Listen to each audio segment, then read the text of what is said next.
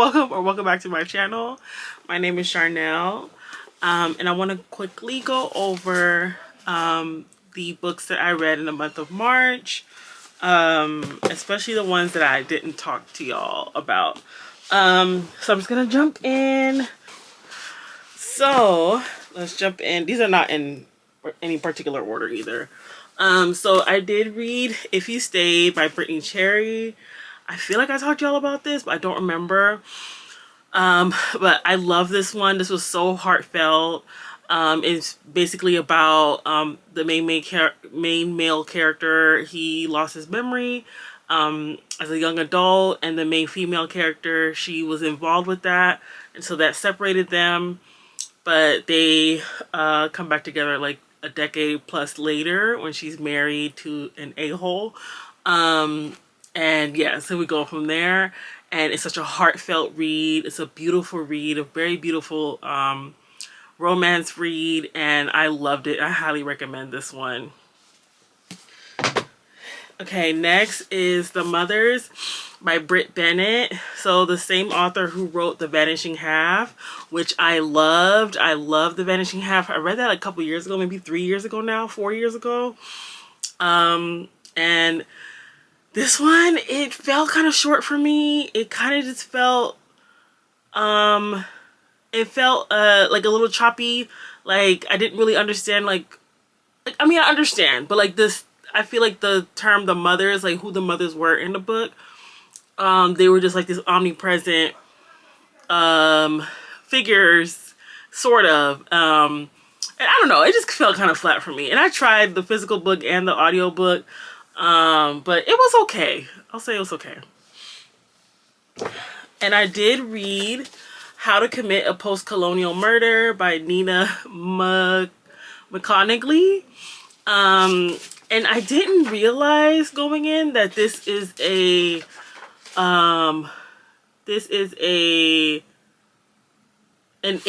Indian author, I guess because the name, and because the characters, it's an Indian family. So basically these two sisters, it's not a spoiler, the whole premise is they're admitting to killing their uncle. And once you really get into the story, and by the end of the story, it's like jaw-droppingly good. Like I was like, you know, did they really kill their uncle? And it was really good. It's not really like a mystery. It's not a thriller. It's more literary. But you'll see why once you read this. And that's just the whole backstory, the whole premise. And it was set in like the 70s or the 80s. Oh, yeah, sorry, in the 80s, summer of 1986. And they're in like middle America that we don't really talk about, like with that Wyoming, Idaho area. I feel like nobody really talks about that area, so it was really interesting to read a book based in Wyoming, which I never really read. And it was an Indian family, so it was just a very unique read. And again, these are two sisters who they admit to killing their it's not funny, but they admit to killing their uncle in the summer of 1986, and you go through, it's like a build up to see why and how and what happened, what really happened. It was really, really good. I enjoyed this read. Next is, I think this is the only nonfiction read I had. This is just a quick little manifesto, I guess you can say. It says All We Want Is Everything by Soraya Kemali, and she's the author of Rage Becomes Her. And this is basically about patriarchy and misogyny and all the things, and how women are basically impacted by patriarchy in little ways that you don't even think about, like the mental load of motherhood and being a wife. Once you create that nuclear family, whether you have kids or not, there, you know, it's like the hidden ways that misogyny and patriarchy has impacted women. And I enjoyed it. Like it was an affirming read. It was like stuff I already knew, but it was just a really good affirming read. The next is a reread, The Secret Lives of Church Ladies, because by Deisha Phil, y'all.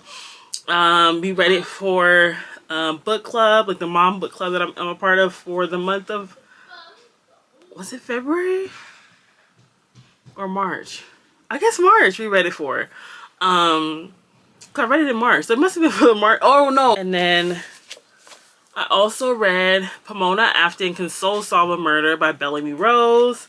This was like a cozy mystery, like a cozy mystery, romance, humor, and all that. My books are just falling, and all that wrapped into one. And this is good. So it's basically like an heiress. It sounds bad, but like her grandmother is killed, and and her grandmother put a clause in her will that, like, that she recently changed it, like within the past year before she was killed, that if I die from unnatural causes, basically if I am murdered, if I'm killed, nobody in this family is getting their inheritance until the killer is found. So Pomona's like, you know what? I want my penthouse back. I want my cars back. I want my bank accounts back and my credit cards back. So she's like, I am going to solve my grandmother's murder because the police kind of like, you know, they like, it's like a cold case for them. They're like, oh, whatever. They don't really care, or they're showing they're not caring. And Pomona's like, I'm 2 weeks in. She's like, I'm over this. I don't like to be poor. So she's like, I'm gonna find this killer. And it's a funny read. And it kind of I'm like, I like this rich heiress she gets like, she starts out very immature, but by the end it's like, okay, she's getting like, so she's been grounded and coming off her high horse and coming off of, you know, being like a spoiled brat. And this is a funny read. And Pomona, I feel like Pomona Aton, the character, she's like a lovable character, so it was very easy to read. And that was gifted from the publisher, Atria. And this one, I just talked about this one in my last video. The women versus the boy book recs. So I won't say too much, but go watch that video. I'll link it to up here. So this is Ripe by Sarah Rose Eder. And this is basically about a woman. She's a young woman, young professional in San Francisco. She's recent transplant in San Francisco, and she has had a lifelong battle with depression. And it's basically her void, or her black hole, I should say. And the black hole is always referenced in this book. And the monotony and the mind f of corporate life is really getting to her. You know, that feeling where you're just like, what am I doing here? I feel like she was having a quarter life crisis, honestly. I went through the same thing. Comment if you know what I mean, like that 24, 25-year-old where you look up and you're like, what am I doing? Like I don't like this job. Like, is this all there is? And that's kind of what she's going through, but hers is amplified because she has this black hole, which is basically her depression. So we're going through that journey with her. And I do recommend this. I like this. And then I read Cursed Daughters by Oyinkan Brathwaite, and she's the author of My Sister the Serial Killer, which I read years and years and years ago, way before I even started doing booktube, bookstagram, and I was just reading random books throughout the year. This one was really good. This is a longer novel. My Sister the Serial Killer is like very, very short. I feel like it's like less than 200 pages. But this one's it's a full-fledged novel, and we have time hops. Because basically the premise is the main character, the whole family believes that she is their deceased sister. Basically they think that she's her aunt reincarnated, basically, because her aunt died the day before or the day of that she was born, and she's an adult now, but her entire life it's been this in the back of her mind, and they've sort of treated her like that she is their aunt or their sister reincarnated, which that's the whole premise of it. And they believe also that generations ago that their ancestor was cursed by another woman, basically saying like, you will, what is the curse again? I forgot. oh, no man will call your house home, and if they try, they will not have peace. So basically, that none of, like, all your daughters, every woman in your family will never be able to keep a man. Like, your husbands and boyfriends will always leave you. And yeah, so they have those two. There's a lot of trauma going on. And I feel like it was a really good read. I enjoyed it. This was an immersive read. And the narrator is really, really good. So I do recommend the audiobook too. But this was really, really good. And then I love that this book was a... during the holidays on Instagram, a lot of the publishers were doing like giveaways, social media giveaways, like Instagram giveaways. And I won this from the Double Day giveaway, and with like a cute Ankara print scarf. But yeah, so I was like, oh, look at way read. But yeah, I love this one. Please read Cursed Daughters. And then this one is Fireflies in Winter by Eleanor Shearer. And she is the author of River Sing Me Home, which, if you remember, last summer I read this. It was like last May or June. I read River Sing Me Home. It was a library book. But this one, I was actually sent this by the publisher, Penguin Random House, because they have a multicultural like influencer program, and they selected me for March, and I immediately read it because like this was like a highly anticipated read for me. But anyway, so this one is about Maroons from Jamaica, set during like when the Maroon uprisings in Jamaica in the 1700s, 1800s, and these are the population, like 1,000 Maroons in Jamaica were exiled to Canada to do like labor work and stuff like that. And it's about that. So the main character, she is one of those Maroons. She has like a shoddy background. Like, she doesn't really know like her mom, like what happened to her mom, and her, like, who was her dad and stuff like that. But she has a mother figure within the community, and there's like a lot of she has a lot of questions basically, because she's like a young girl. She's like early 20s. And this book is also sapphic, which I did not know was going to be. It was like, oh, that's very daring to do a sapphic old school Jamaican book like that, like the Maroons. So I love that. So hey, I'm here for it. If you're Jamaican, you know what I mean. Like, I'm very shocked that the author chose to do a sapphic. And yeah, so this is a really good read. It's historical fiction basically, and it's very, very niche historical fiction, because it's not just like a Caribbean historical fiction like River Sing Me Home was. This is like about the Maroons, which I believe on my mom's side we have Maroon ancestry. You know, sometimes your elders will like you don't really know. Like, it's really hard to pinpoint. I need to talk to my grandma and like really ask. But I believe my mom has told me before, I think, like, she thinks that we have Maroon ancestry, which I wouldn't be surprised. You know, Caribbean, like all the Caribbean islands basically they're basically the people who rebelled and were like the fighters, and always causing uprisings, and like they exiled themselves to the mountains of the island, and like they were basically the African enslaved people who were like, no, we're not gonna we don't want to be in chains, we're not gonna be enslaved. And they were like, by any means necessary. And even still to this day, there's Maroon communities in Jamaica and other Caribbean islands. So yeah, so this was a really good read, and I love my historical fiction, and it was about my beloved Jamaican people.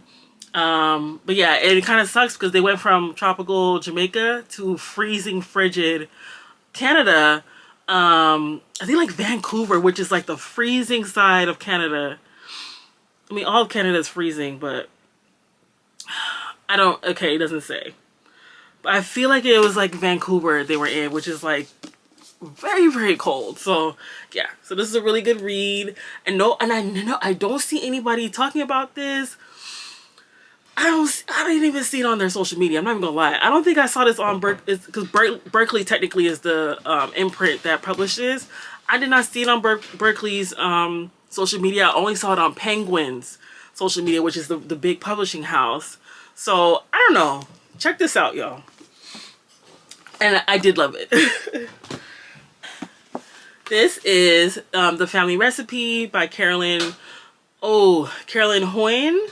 I think it's Huynh. This is a family drama in an Asian family. They are, I don't want to say the wrong thing. They're Vietnamese. So basically the dad,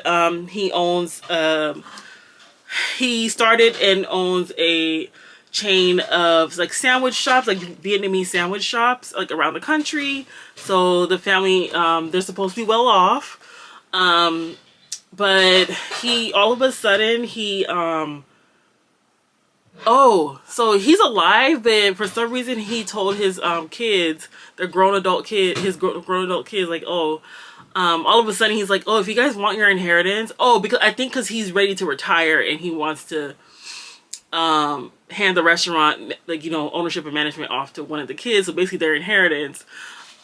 He's like, whoever completes these tasks, so he has tasks for each for the kids to complete, and he's like, whoever finishes their tasks first, like their journey first, will be the one who inherits the sandwich shops.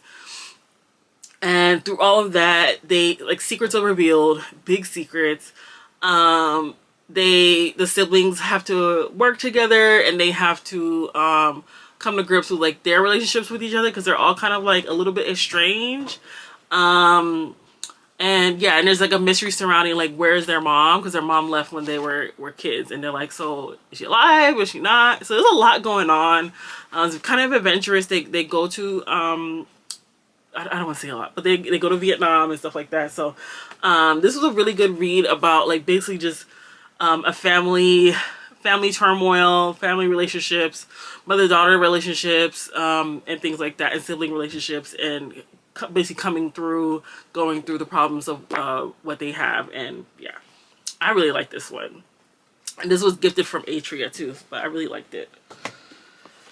Next is In Their Shadows. This was my last read of the month. But y'all know, I don't really quantify by month. It's just, I finished it basically on the 31st of March. This is In Their Shadows by Brianna Cole. And I literally just got this one from Book Outlet maybe like 2 months ago. Whatever my last major Book Outlet haul was. And I showed y'all this book. And it's basically this girl. She was raised to be a con woman by her mom. Her mom is the OG con woman. Basically, she's married to multiple wealthy men. And her mom taught her the whole game. And she makes a lot of money from being married to them. Like, she siphons their money, like, on the back end and stuff. And puts it into her own accounts. But something weird starts happening when it seems like her cover is blown. And we go from there, and we see her navigate being married to multiple men, and how she's been able to build like a lavish lifestyle for herself. And her mama is trifling. That's all I can say. This was really good. I guess it's a thriller, but it's kind of like it's like a con artist thriller, which I don't think I've ever read a con artist. No, I have, and y'all know what I'm talking about. What's her name? Y'all know what I'm talking about. If I remember, I'll put the picture up. So yeah, so this is probably like my second con artist book probably that I've read. I don't know, but this was really good. It's a Black author too, so this was really, really good. And I want to get into more of Brianna Cole's books because I was looking through her catalog, and it seems like she writes a lot of like books like this. So I'm gonna be looking for more of Brianna Cole's work. So this was good. Next is The Unfortunates by J.K. Chukwu. And just like Ripe, I just talked about this one in my latest video that's up, the Women versus the Void video. And this one is similar to Ripe. This is a girl, this is a young Black girl in her sophomore year of college who has also been dealing with depression her entire life. And hers is, she calls it the Void, I think. Which is this one and Ripe is very similar. Which is crazy that I ended up reading both of them this month. Anyways, so Sahara. She's in sophomore year of college, and she goes to a PWI, or yeah, PWI basically. So she's one of few black students there, and the unfortunate, she's basically noticing that a lot of the black kids, like, they don't last long there, and she's like, am I gonna be one of them too? And but this whole time, like, you see her depression that she's been fighting since she was a little kid, basically. You see her go through, like, coming to terms with it, because, like, she's been trying to avoid it her entire life, but it's like her brain is basically, like, just amplifyingly lying to her this entire time, and it's coming to a head. All the while, like, she's wondering, like, okay, where is this person? Like, this person hasn't been coming back to school and stuff like that. And it's just a wild journey. And I think it's a really good read, but I will say, check the triggers. If suicide ideation and things like talking about that triggers you, this will not be the book for you, because that's the overall theme of this, is Sahara's mental health. It's unfortunate, like no pun intended, it was unfortunate, because, like, you can really see how, like, sometimes depression and anxiety, like, the person cannot control it. It's like literally their brain chemistry, their brain chemicals lying to them, and it's crazy. So this was a really good read, but again, suicide ideation and stuff like that from the main character in this, you gotta be careful with that. So this was really good though. And then finally, I received the physical arc of The Art of Loving You. My official review will be up, because I'm a part of the book tour for this, from Hear Our Voices. Hear Our Voices. Y'all, that's when my Jamaican accent kicks in, is when I have to say certain H words in a sentence. Like, I trip up, and it's very weird. So yeah, on Bookstagram, I'll be posting on, my posting day is the 6th, I think, which is Monday. So I'm not gonna say too much on here, because I know it's not a contract or nothing, but still, like, I agreed to post, like, an official review there. And this was really, really good. I know it's thick, but you're gonna fly through this. It's so good. We're picking up right where we left off when they're leaving. Was it Turks and Caicos? No, can't. Where they at? Where was they at? They were somewhere in Mexico, right? Yes. I feel like it was Mexico. Tulum. I think it was Tulum. So we're picking up right where we left off with, is it Nell? And I forget the guy's name. Rome. But these are two of their other friends. This book is about two of their other friends. So Danny, remember Danny? And then Micah. I don't remember him, but these were really good. This was really good. Check my books for my official review on April 6th. But I love this. I loved it. I can't wait for y'all to read this. And yes, I loved it. That's all I can say. But yes, so thank y'all so much for watching. I know this is kind of rushed, but I will see y'all on my next video. And yeah, bye.